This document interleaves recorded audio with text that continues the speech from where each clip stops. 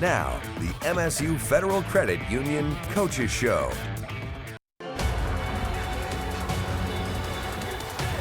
Thorne down the middle. Pass caught. Touchdown, Spartans.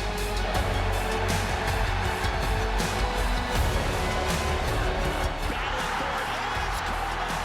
And he's got a touchdown.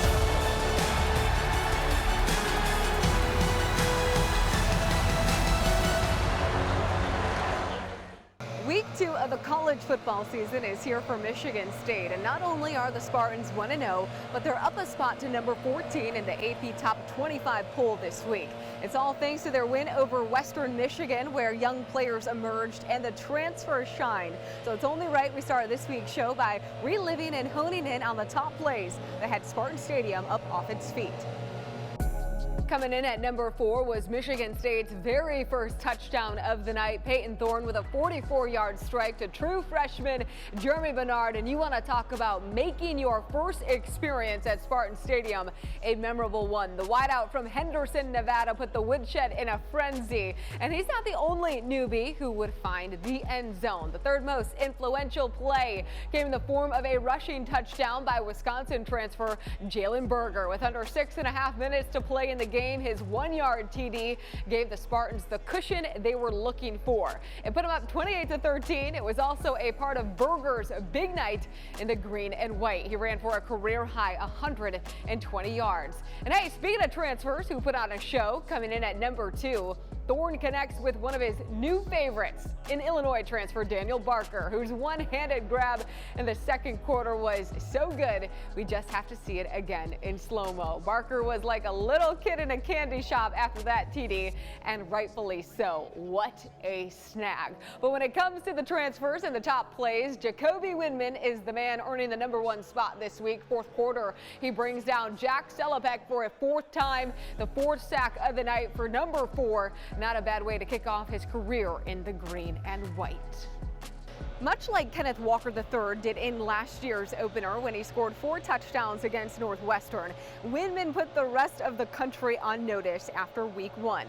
His 4 sacks were a record, and because of it, he was nationally recognized as the Walter Camp Defensive Player of the Week. Our Ian Kress sat down with Windman and shares what led to his performance. Well, you're in the woodshed. Obviously, you know, last time you played in here, pretty nice game. Pressure. He's just an energizer bunny. Sellebeck hit and sacked.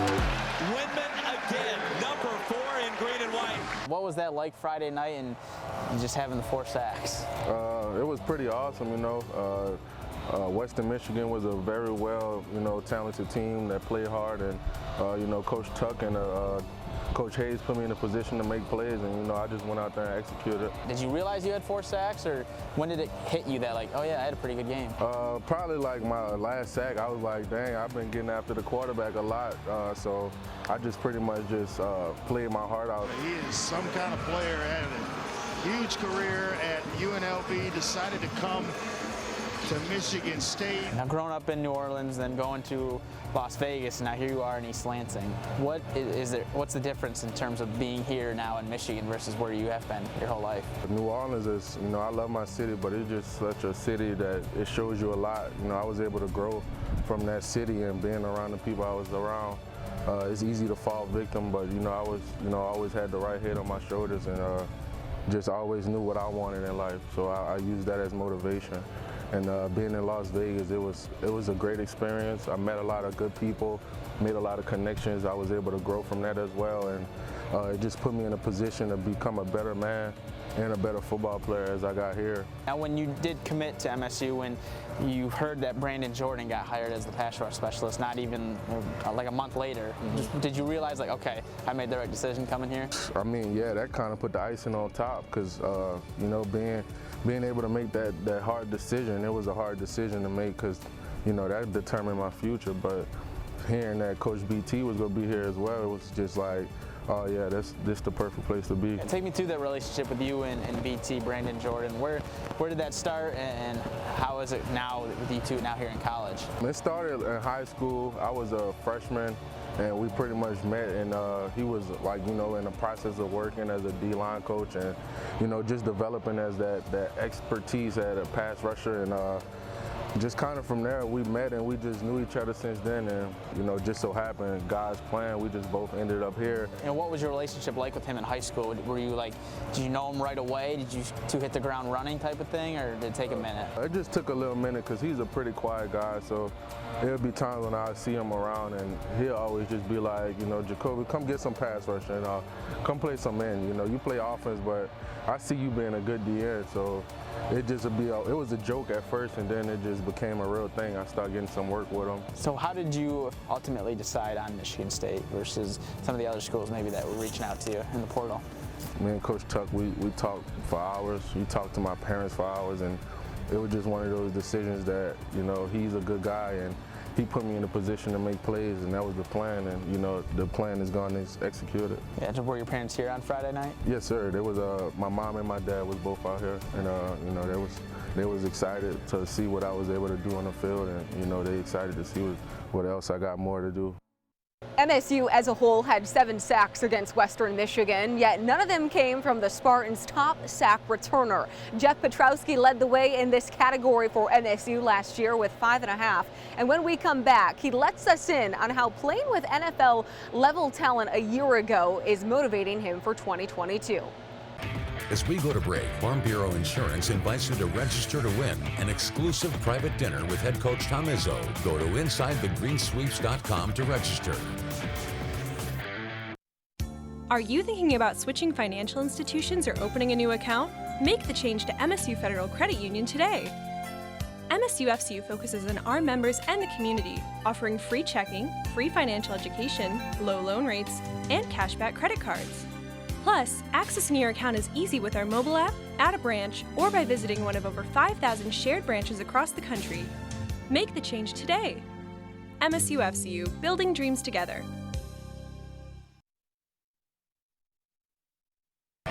Welcome back to the MSU Federal Credit Union Coaches Show.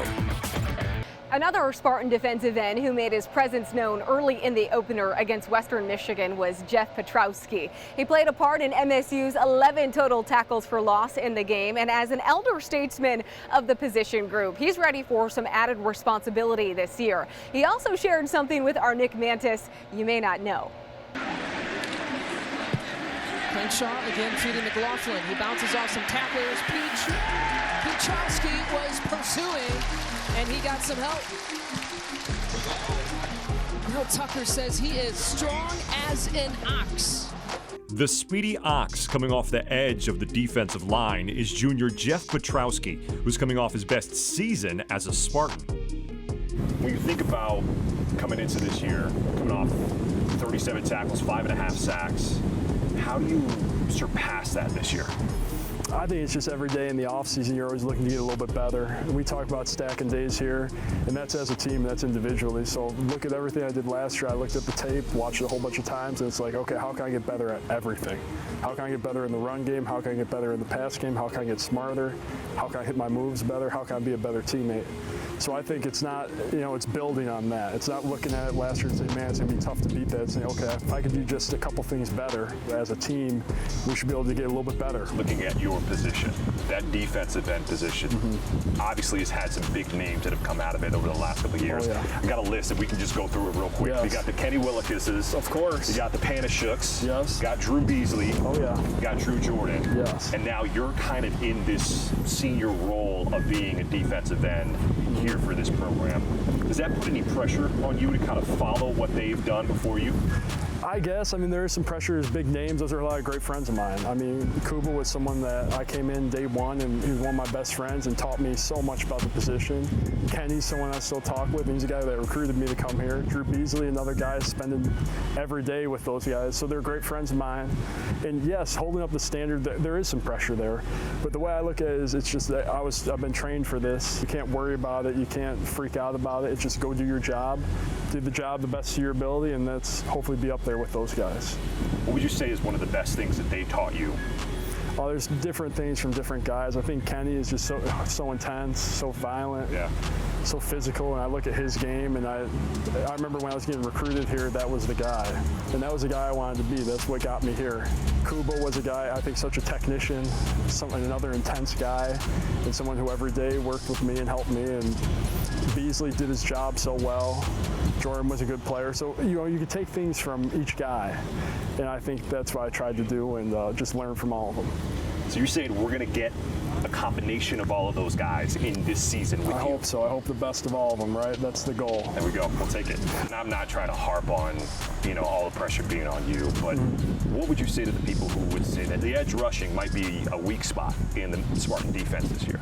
It's early. Everyone can project anything they want, but we've been training hard and we've been getting after it. And we got two great coaches with Coach Jordan, Coach Coleman, two great coaches. I mean, I can't say enough about them and how great they have been this offseason. And so I think we got just as good a shot as anybody. We'll roll the ball out there. We've been training and see what happens. But to let our play speak for everything. When he's not sacking quarterbacks, Petrowski likes to go back to his roots of Medina, Ohio. You're a little bit more of a country boy. A little bit. Do you have a favorite country song? Is there a karaoke song that you go to? Oh, there's a lot. There's a few. I mean, When It Rains It Pours by Luke Combs is a classic. That's a great one. Anything Toby Keith. Okay. I'm pretty well versed in. And then Morgan Wallen and Hardy, both good. Okay. And then even the old stuff, some Hank Williams Jr., some Waylon. I mean, it's all big country music guy. Yeah. All right. You got me beat because there was a couple of them. I was like, okay, that's a good list there. So if we ever see you out at karaoke, we know what songs you're going to. What's coming. Yeah. All right. We'll be prepared. We'll be prepared for that. Yes, sir. All right, there you have it. Jeff Petrowski, a multi-talented man who can sing and sack quarterbacks. All right, if you're planning on coming to East Lansing for the game this weekend against Akron, you're going to see a significant change to the exterior of the south side of Spartan Stadium. We'll tell you the motive behind it and what it means for the football program when we come back. Welcome back to the MSU Federal Credit Union Coaches Show. Prior to 2016, following its first ever appearance in the college football playoff, Michigan State rebranded the south side of Spartan Stadium. And now, after 6 years, it's getting another facelift. A collection of murals are being installed this week, and as you'll hear, they highlight the program's past while also looking ahead to its future. Michigan State football has been around for 126 years this season, and while it ushered in a new era back in February of 2020 with the hiring of Mel Tucker, the foundation it was built on is still very prevalent. It's why Carter Elwood, who is a Michigan State alum, was very conscientious about the way he designed the two new murals outside of Spartan Stadium. It's inspired by street art and graffiti. So that was kind of where I was coming from, but I also, we wanted to blend kind of the old style approach of the photo base and all of that and mix it with the new style. The athletic department could not have picked a more perfect artist for the job because back in 2016 to 2019, Elwood was the creative director for the football program when Mark D'Antonio was at the helm. I had been there when the previous signs were installed, when the previous boards were up. And that was very much Coach D'Antonio's approach. It kind of focused on the bowl games and all the things that he had accomplished, and that was awesome. Now going with Coach Tucker, it's almost like a little bit of a change in style in terms of the two coaches. I mean, it's so reflective of their two natures. Outside of Tucker and D'Antonio, though, the murals also feature one of the most important elements of the program's history, and that is the Duffy Daugherty era. He changed the entire landscape of college football with his recruiting strategy, dubbed as the Underground Railroad, and if you look closely, you will see it in the mural. I think we were referring to him when we were making it as Easter eggs. Like it started here in '66 was one of the points of emphasis that Coach Tucker has made an emphasis on kind of highlighting since he's been back. And it was something that Coach D'Antonio also highlighted, but we more so focused on internally in the program. And that was that, the integration of the program in the mid-'60s is not really discussed enough because, back in the day under Duffy Daugherty, it was very progressive. So little things like that in there, or, keep chopping or bound to win, Those are all different taglines that kind of honor the different phases that Michigan State football has been through. There are so many little details for Spartan fans to take in when they glance up at the murals, and all are of significance, even Tucker's green eye. I don't want to put way too much emphasis on something that's really subtle, but I mean, it really is like you can see in him that that's kind of where the program resonates from, and like it's down to that level of detail where it's like, I feel like, you know, if it was a perfect world, Coach Tuck's eyes would probably glow green on game day with how much energy he brings. Tucker's mom was an artist, and as a result, he was able to offer a perspective Elwood's not quite used to when working with head football coaches. He could give me a kind of a deeper creative feedback and say, hey, let's change this here, let's tweak this here, I want this is kind of imbalanced. So it was honestly much more like working with any of my other day-to-day clients who are like fully embedded in creativity than I would have ever thought. One of the pillars of Tucker's program is attention to detail, so it's no surprise that he would be involved in some sort of aspect when it comes to the new murals outside of Spartan Stadium, or as he likes to call it, the woodshed. And when we come back, we're going to sit down with the boss man himself to see how he feels ahead of Saturday's game against Akron. Welcome back to the MSU Federal Credit Union Coaches Show. This may be hard to believe, but the last time Michigan State and Akron played in football, the year was 1914. The Spartans won the game 75-6, and it wasn't even MSU back then. It was known as Michigan Agricultural College, and it's where we begin our one-on-one chat this week with head coach Mel Tucker. Well, this is the second straight week that you will be hosting a Mid-American Conference team, but the only difference from Western Michigan to Akron is the fact that you haven't played the Zips since 1914. Did you know that piece of history? No, I didn't know that. I didn't know that. That's quite a stretch between games there. That's a long time not to play a program. So what can you say about the significance maybe of, even though it is a Mid-American Conference team, the importance of playing a team like Akron? Yeah, well, I mean, I'm from Ohio, and so, you know, I was actually recruited by Akron when I was in high school, and so I have a lot of respect for that program. They've always had really good players there, and football is important in the state of Ohio. For us to host them here, you know, is another opportunity for us to put our best foot forward in front of our fans. Do you know of a significant event that happened in 1914 in Cleveland? I'm not sure. Is that when the river caught on fire? I'm not sure. Maybe you can enlighten me. The first traffic signal was put up in Cleveland, Ohio, on Euclid Avenue. I was there. I was there when that happened. No, I can believe that. I can believe the first traffic signal, and I'm not sure what to do with that information, but I'm proud of my hometown, so the first for something. What else did you enjoy then about growing up in Cleveland, Ohio? I never made a conscious decision to play football, and I don't think too many young boys at that time really made a conscious choice. It was just automatic that you were going to play ball, and that's one thing I loved about growing up in Cleveland, growing up in Ohio, that football was such a big part of our culture, with the Browns, being there. I can remember going to games with my dad in the dog pound before it was the dog pound in Old Municipal Stadium, actually catching the bus to games, even going down there without having a ticket and waiting outside to grab tickets and things like that. How will you emphasize that, or maybe try to bring some of the personal side into it this week with your team, obviously to make that connection and correlation of how important it is to win this game, not only because you want to defend the woodshed, but this is a team that's very close to, your hometown? First of all, the MAC is a strong conference, and I coached, my dad played at Toledo, he played in the MAC. So I've always known about the MAC since I was a baby. I coached at Miami of Ohio. We prided ourselves on tomahawk victories. We went to Northwestern that year and beat them at Northwestern. That's what MAC teams. They have a tremendous amount of pride. They have a lot of good football players, and they expect to win. One of the biggest things about your team going forward for this week is the fact that you are not going to have Darius Snow or Xavier Henderson. You mentioned in your press conference that you told Darius that, to remember that I told you this, don't let anyone tell you what you can and you cannot do. Right. How did that resonate with him in that moment when, you shared that advice with him after a season-ending injury? He just listened and nodded, during at that time, as a player, when you don't know exactly the full extent of an injury, but it's not good. I mean, it's just a very tough time. I mean, I think we've all been in that position or seen someone in that position. It's just, there's a lot going through your head. And so, for me, it's just important for me to show him, the support. Last year, you mentioned how you liked the team that you had. You thought there was a lot of pieces that could make it special to have a special year. It's already week 2, and you just came forward and mentioned how you love this team, you adore this team.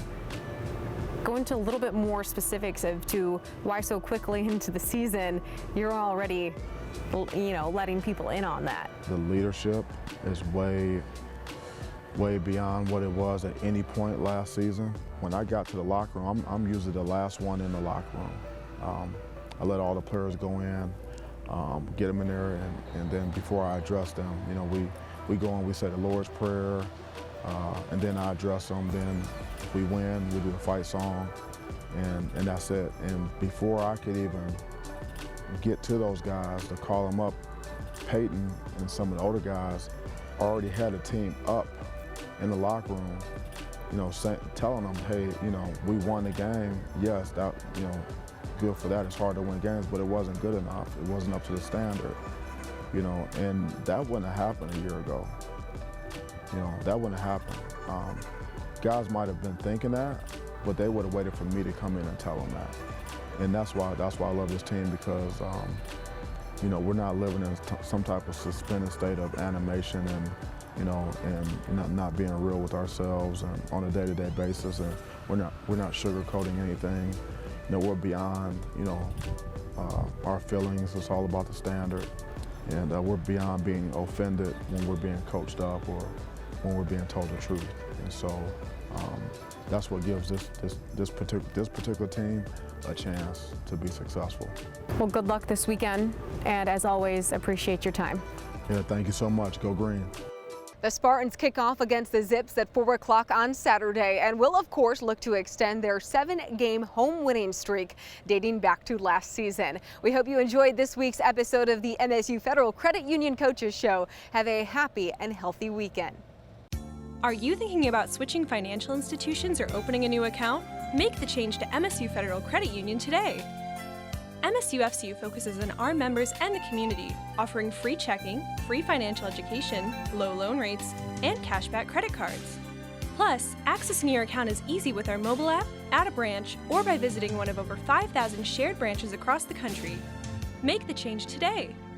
MSU FCU, building dreams together.